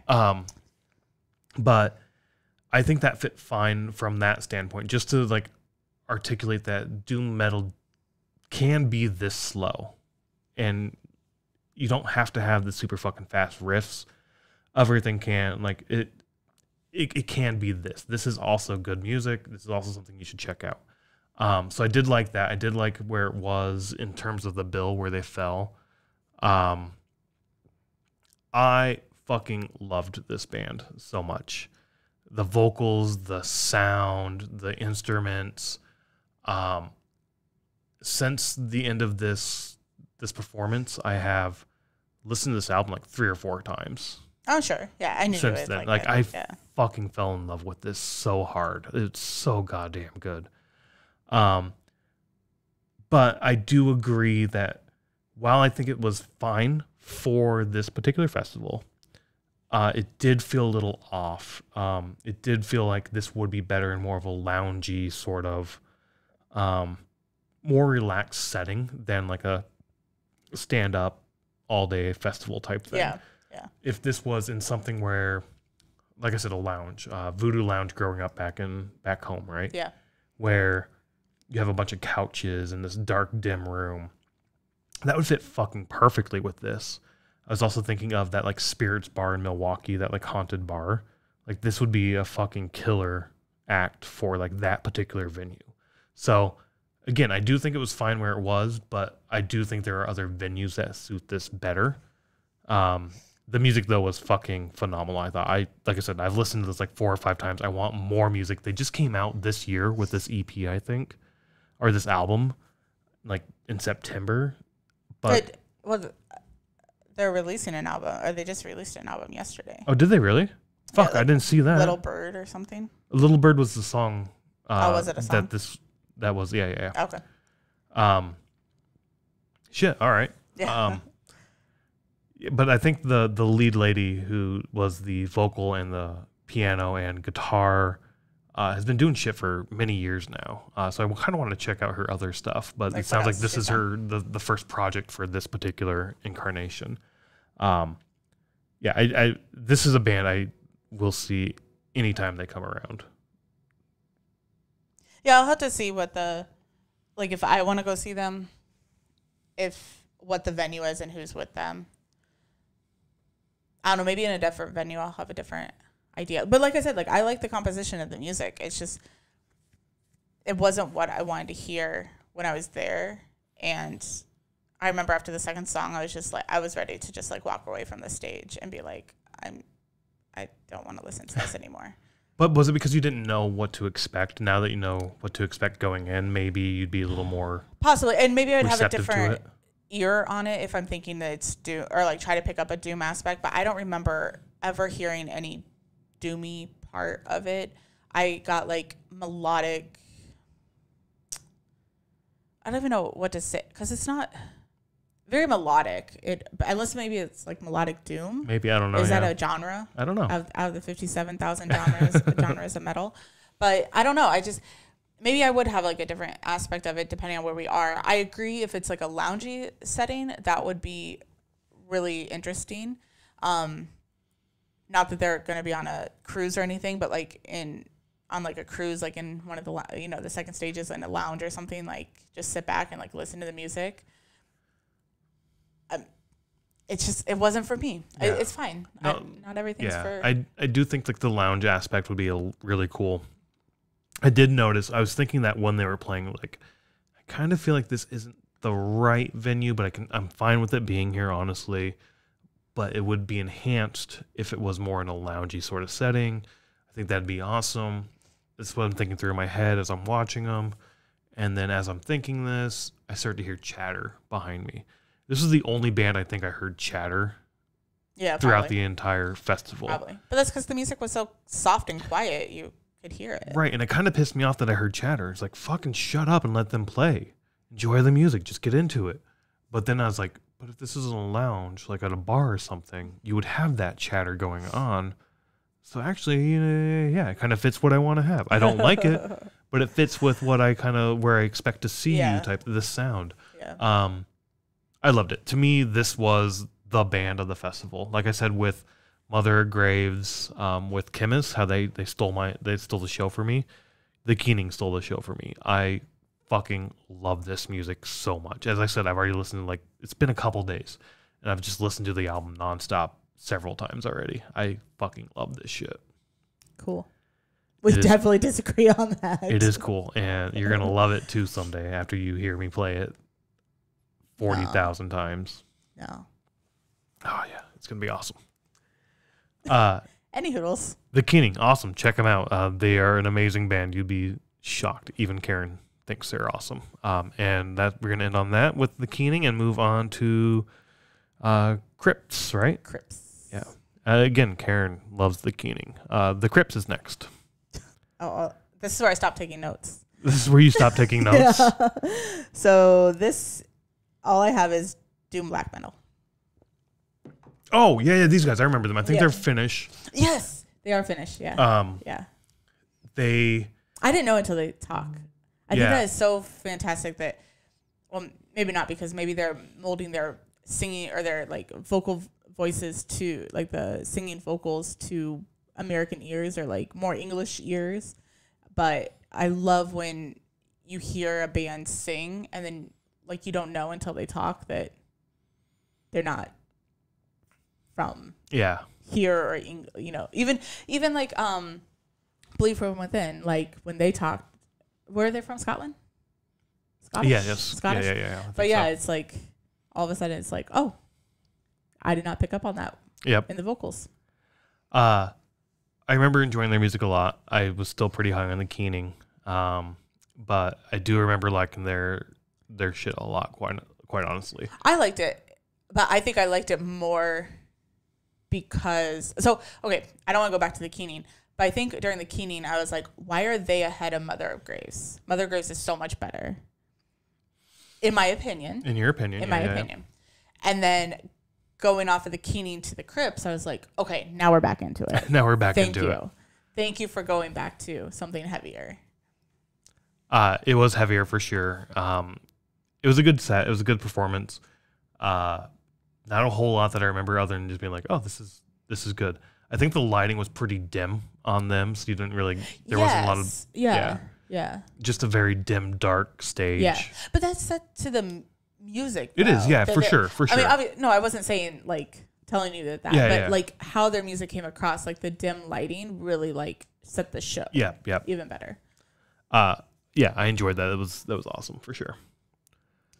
Anything else for them before the Primitive Man? No, we could talk about the Primitive Man. Let's do the Primitive Man. So this was a 3-person band. Yep. 2 larger guys and then a drummer.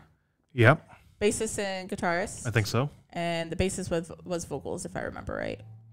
Can't remember. Was I wrong on that? I was starting to get very fuzzy at this point in the night. Oh, so my memory free beer was... Yeah, my memory is getting a little fuzzy at this time. I remember enjoying them quite a bit.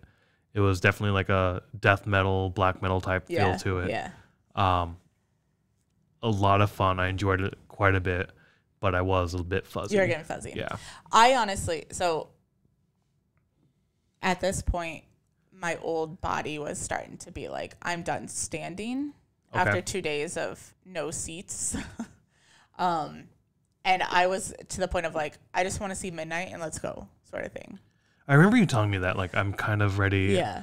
I might not stay for the last band. Something happened. So I'm pretty sure it was during Primitive Man, but something happened to my mood. Nothing happened, just my mood switched. Okay. And I was done being in a crowd. I was done being around people. I was done standing. I was done. I wanted water. There was lots of things happening all at once. And I was just I am done. Let me go home. So, but I knew I wanted to see Midnight. Yeah. And I knew I wanted to stick out the night. So obviously at least check out the headliner a little bit. Like I wasn't going to leave. I mean, yeah. I knew I wasn't going to leave, but that impacted. You were saying you were fuzzy from beer drinking. I was impacted in listening to the Primitive Man, not the Primitive Man, but listening to Primitive Man, due to my mental situation. Gotcha. Again, don't remember a whole lot. I do remember enjoying like I didn't have a bad experience through the entire festival for sure. And I enjoyed the music. I just can't remember what happened. Can't remember a whole lot, honestly. Yeah. For me, definitely alcohol related. For you, I think was mental related. Yeah. But yeah. If people just gave me a circle, I would have been fine. Bubble or something. Maybe I should just went into the middle of the pit and been like, you guys just have fun around me. I'm going to take up my space. They were at Reggie's not too long ago, I think. Oh, really? Yeah. So I kind of wish we would have known that. See, we need to look at Reggie's more often. So hopefully they come back around and I'll be less fuzzy to check them out. But definitely a band I want to check out. Yeah. Like I said, all these bands I want to check out again. But yeah. But then Midnight, yeah. Yeah. We've seen Midnight a couple times now. It's our third time this year. Yeah, this year. First time was at Milwaukee Metal Fest and then with Dancing. Yep. And then this time. All three of their sets to some extent felt unique. And the first one at Milwaukee Metal Fest was the closest one to this set in terms of feel. At Danzig a little while ago, Danzig, sorry, a little while ago, they felt very punky. I felt like I remember you saying that after their performance, and I didn't get that vibe this time. But do you think that was because of the Danzig vibe?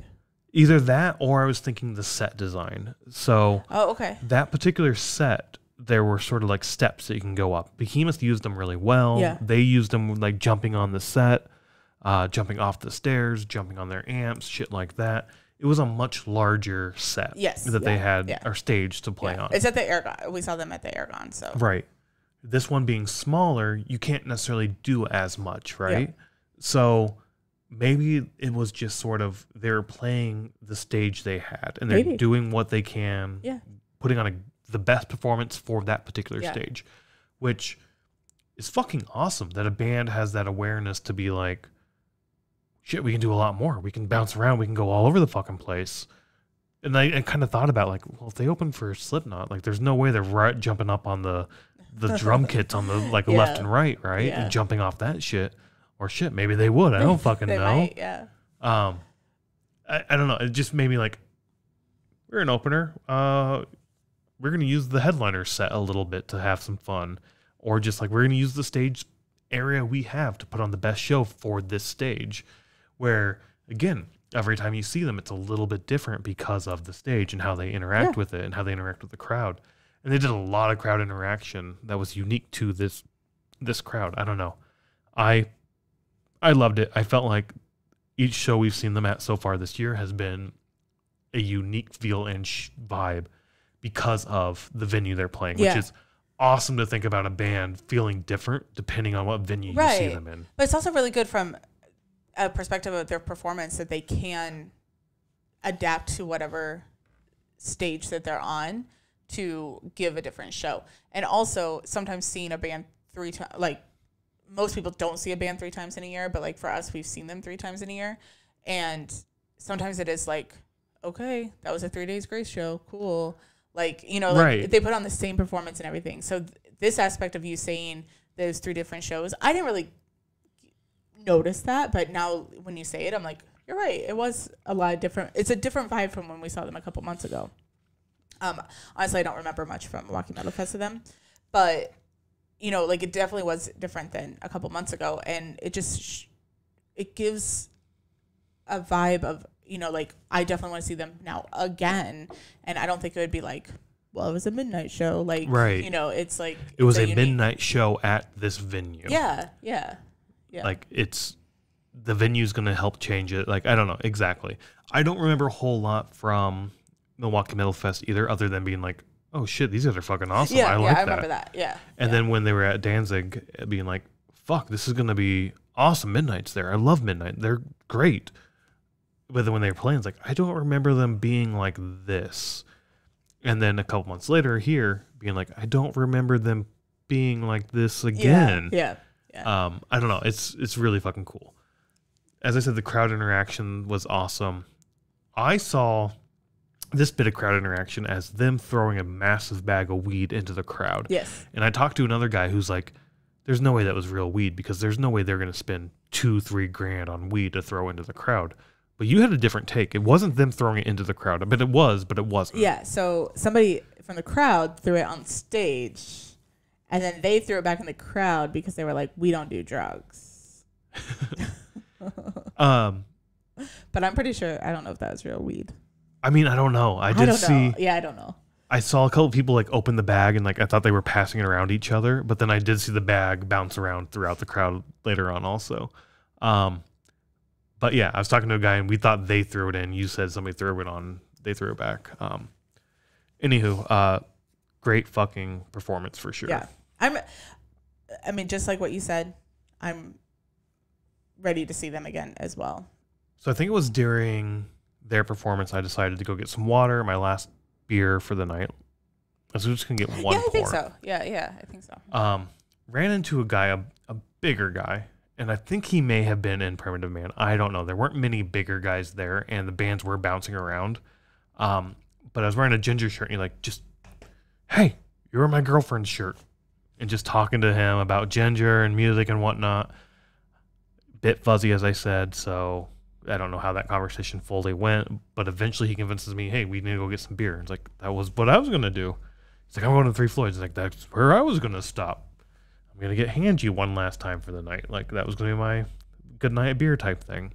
Good night beer. Good night beer, yeah. So we make our way up there, walk up to the Three Floyds folks, and music's loud. Live music's loud. You can't really talk between people. So I find myself, as I drink, to start using hand signals a little better. Like, we went to Milwaukee Metal Fest, and I wanted a beer hug, so I just hugged myself when I'd go get a beer. Turns out, apparently, that's ASL for hug, actually. One of the bartenders apparently knew ASL, so, like, became best friends. Just every time I'd walk up, I'd, like, hug, and she'd, like, hug back, and then here's a beer. Like, knew what the fuck we wanted. Also, at Milwaukee Metal Fest, you wanted a Coke, so I just walk up, put one finger on a nostril, and they're like... you want a beer hug and a Coke? Gotcha. Like, see, basic hand signals. You know what you mean when you do certain things. So Hanji. Sounds like hand job. Cool. So I just walk up and I just do like a little... the guy working Three Floyds just kind of looks at me. And I think he does like the you're cut off type thing. Or I didn't take it as you're cut off. I took it as like it's gone. So I was like, oh, okay. And I look back down and I'll do this then instead. And then he kind of like laughs and like gestures me over. And he's like, nobody has ever done that. I knew what you meant when you did it, but nobody has ever done that. Pours me a Hanji at that point. Took a little sip and was like, wait, how is that possible? You guys have been making this shit forever. Like, how is this the first time somebody's walked up and like just did, give me a Hanji, please? Like, even talking to my friends before going to this. And they're like, well, they don't have it. Maybe you can go out back and get one for like $20 or something. I don't know. But as I'm doing that, talking to him, the guy I followed up there is like, you need to get this marshmallow Hanji thing. I was like, well, I got it right here. He's like, all right, take a drink. I took a drink. He's like, no, you got to like chug that thing. I was like, no, this isn't chugging beer. This is, you kind of like enjoy it. Also, it's too cold. You need to let it warm up to get like the full flavor and enjoy it at its fullest. Oh, you're making me sad, man. So, all right, fine, fuck it, chug it. Good job. Let's do another one. Another one of those Hanjis. Like, God damn it. Chug another one. Not really a chug. It's a shot, right? It's a shot basically at that point. It's like this big. Yeah.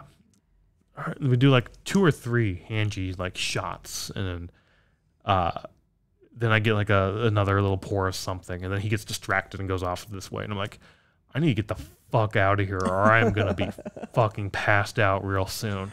So I think we did a photo and some shit. I don't know. Like, he got distracted and was like, I've got to go. I'm going to fucking be shit-faced. I'm not going to be able to move. And yeah, that was the last beer of the night for me, for sure. I'm pretty sure that was in the middle of midnight. I think it was in the middle of midnight, because then I come back and it's like, all right, I'm good. I'm not moving again. I'm not leaving again. I'm done for the night. And not having food throughout the entire day. This is where I was really craving that pizza, but I knew we had food back at the room. So I was like, fuck it. I'm not going to eat, but that pizza looks good. My stomach's hurting. I need some food. Yeah. In any case, midnight, I want to see them again. I want to see if seeing them a fourth time is yet a fourth feel, a fourth different sort of take on midnight. Yeah, to see where, like, especially see them at a different venue that we haven't seen yet. So, yes. Yeah. And then we get to Agalloch. Agalloch. I'm pretty sure I'm pronouncing that correctly. I hope. Yeah. So the night before, after symphonic carnage, cephalic carnage. Our pronunciations today are so great. It felt like the crowd sort of thinned out a bit it did. for Khemmis, which was a little disappointing because I was there for Khemmis. Yeah. Symphonic carnage was awesome. I enjoyed them. Yeah. But Khemmis was better. I like Khemmis better than these guys. Sorry, but yeah, that's just your own personal taste. Exactly, it is. And I do have to say, from last year, it was Cannibal Corpse and Pig Destroyer as the headliners. As the two headliners. And this year, the two headliners were like a little bit more mellow. Vastly fucking different. Very different. But again, like just showing the range of not only metal, but of these like 4 or 5 sub genres of metal. Yeah. That don't get a whole lot of love. Yeah. And we'll talk about that here in a little bit, but let's talk about this band. Yeah.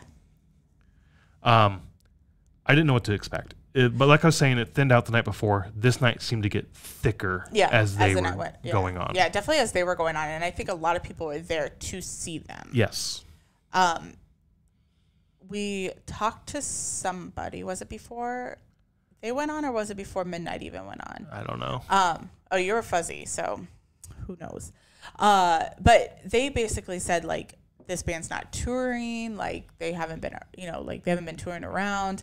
I think they played a festival. A woman had a shirt on of it. And now I can't think what it is. Like, but they don't play that often. They don't play that often. Yes, yeah. So they played it somewhere earlier this year at a festival.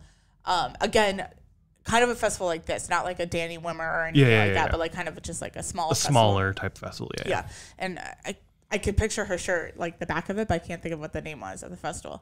But yeah, so like the person we were talking to basically was like, they're not a touring band. They're not touring. Yeah. They're a band that makes music and they just do their own thing. They don't need a tour. So to see them live is like you have to catch them at something like this. So it makes sense why the crowd was so dense by the end of the night. Because it's like, who knows when we'll get to see them again? Maybe never. Yeah. Maybe tomorrow. Maybe never. Maybe. And watch me say that, whenever, and then they'll do a tour next year or something. But no, this is. I'm just going. I don't know anything about this band, so I'm just going off of what this guy was saying. Yeah, and so when they started, they came out on stage, and it was sort of a lot of thank yous, like thank you for being here, thanks for supporting other music, thank you Decibel for putting this on, thank you for like just all their thank yous and all of that. Yeah. And then that's it. We're done talking for the night. Enjoy the music, and like. There's going to be no crowd banter, and we're just going to play music. And it kind of made me think of Dead and Company a little bit, where there's really not a whole lot of crowd banter. It's just, we're going to get up here, we're going to play some music, put on a show for you, and it's going to flow, it's going to be good. And that kind of felt the same way here, just heavier music for sure, of like, we've got our songs, we're going to play our songs, and it's going to sort of flow together. We're not going to talk to you again. We're here to enjoy the moment, enjoy the music, have fun. And I fell in love with the music super fucking quick. I figured you would. I don't know. After the first song, I was a little nervous that it was an instrumental only band.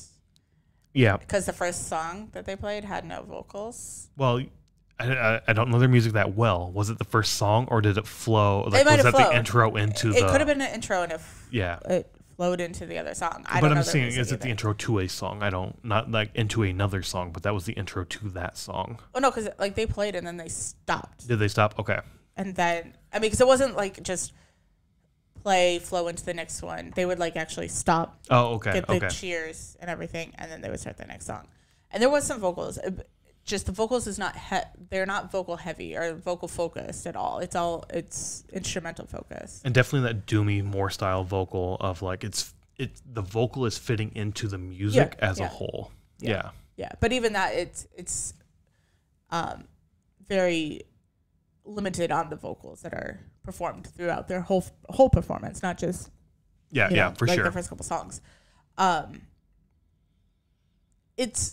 I liked the music for the night.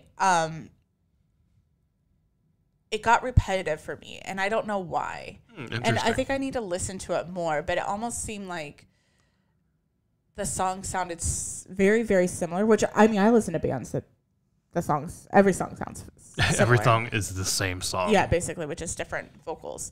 So I'm not saying anything about that. It's just I didn't really differentiate between what they were playing. Everything had the same feeling to it, in my opinion. Yeah, I can kind of see that for sure. I can get where you're coming from for sure. There was enough uniqueness between the songs for me to like stay engaged and really like. The instrumental aspect, I love instrumentals. So like I'm not really a vocal person. I know you're very big into vocals. So for me, that was fine.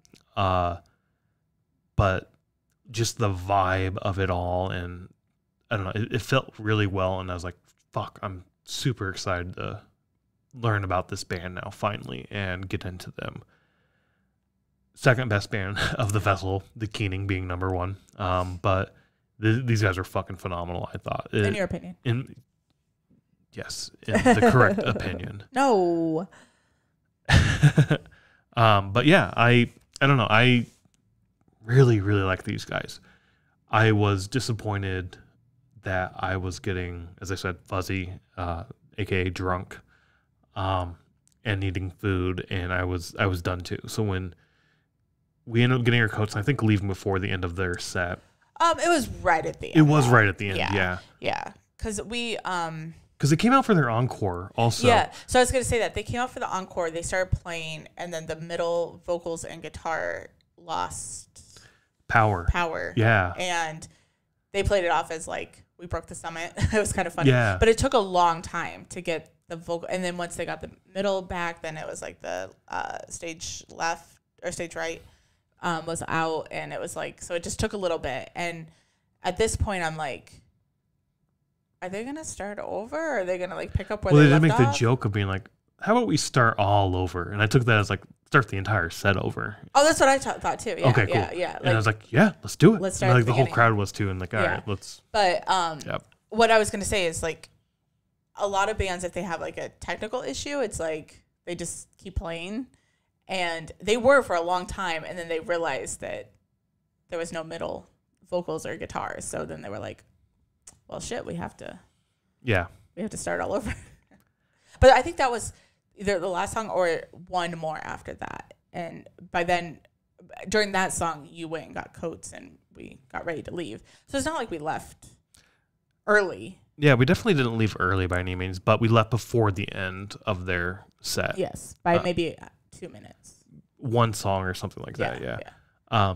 In any case, I loved their set. I don't know. I said that a lot already. I thought it was a great way to end it.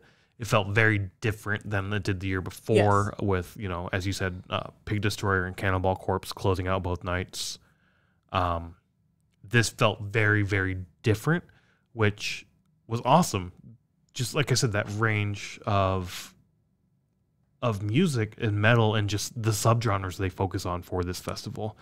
And maybe we should go into like the festival as a whole and our thoughts on that real quick before closing out. But I think the melding of a metal and a beer festival together worked really well. It's a really cool, novel idea, especially for the beer drinkers who like beer and getting to taste things and try new things. And all the bands have like collaborations with the breweries, which is really fucking cool. You're getting one-time beers that are being made. It's super fucking fun for sure. The price, like I said at first, I said the same thing last year. Gut check was like, you look at the price like, what the fuck? That's what the cost is? But when you sit down and like do the math in your head, it's like, it's actually a really good fucking deal. It's not that bad at all. Yeah. So especially for the metal only ticket, like being only $40 a day. Yeah. $79 for the whole weekend. I mean, you're not going to see 14 bands for $80 anywhere. No. Like, no. How many concerts would that be? Like, a lot. 5 almost. 4 or 5. Yeah. So, I mean, from a metal only perspective, I think it's a fantastic 2-day long concert. Again, it kind of goes back to Not Fest 2019, where they were calling it not like a festival. And I'm like, this is just a really long concert that starts at 4 p.m. So we need to we've done a few 666s on vocab. I think we need to do another one on vocab, but focus on just one term, which is festival, and figure out what that term means. Yeah. Because I am very fuzzy on if somebody asked me to define a festival, I'd give you a definition, but it's not going to meet every single criteria that meets a festival. Like even thinking about, I mean, if you think about like Riot Fest or Upheaval, which I mean, I would consider multi-day festivals with multi-stages. Yeah. Or even Headbangers Boat. I call that a festival on water. Yeah, yeah. I mean, yeah, it's all about. It's the festival is a loose term. We need to talk about that, and we'll do that later. But I see what you're saying for sure. But that's just from my perspective from a metal only ticket. Metal only ticket. Gotcha. It's like a 2-day long concert. Gotcha. Because in my mind, I mean, I don't want to go into it because you want to do a 666, but like a festival is like multiple stages, that sort of thing. But I think for the price, $80 for what you got, 2-day concert, it's fantastic. Yeah, it was. I feel the same way. And as I said earlier, if you know anything about Decibel, and we've got a subscription, I got a fucking stack of magazines we actually need to read. Read some articles. We may do some episodes on some articles. Maybe someday. But you kind of pick up what subgenres of metal they're into based on just flipping through the magazines, which is this doom, black, death, like this style of metal music.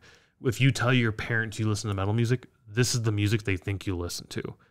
This is the scary music. But turns out what you're listening to is Disturbed. It's like, no, these are two different fucking things. Yeah. Folks. But, sorry, go ahead. I was just going to say they're two different fucking things, but in the same overarching family of metal. Oh, yes. But this is when you tell somebody who's not a metalhead what metal is. Like, I'm listening to metal. This is the kind of fucking shit they think you listen to. It's good. I like it. And I'm glad that, as we said earlier, these bands and the bands that play this style of music don't get, I don't want to say they don't get respect, but they don't get like the airwaves. They don't get the representation that all the other bands do. Yeah. But it's still fucking good music and they're fucking awesome. So I'm glad to see that there's this platform promoting these bands and promoting this music out there. And we need more of that. I love it. Yeah, I can't wait to see where it goes. Yeah, I would agree. And now I forgot what I was going to say when I was going to interrupt you. So, yeah, I don't know. I'm happy there's this platform for this me too. subgenre. Me too. And I think we've talked about, and maybe we even have like a podcast on like how to find new music. And this is one way, because these are not bands that are going to be on the radio. You know, maybe you'll see them as an opener at a show or something, but you're not really going to, unless you talk to people about it, but like you're not really gonna like just be out and about and hear it.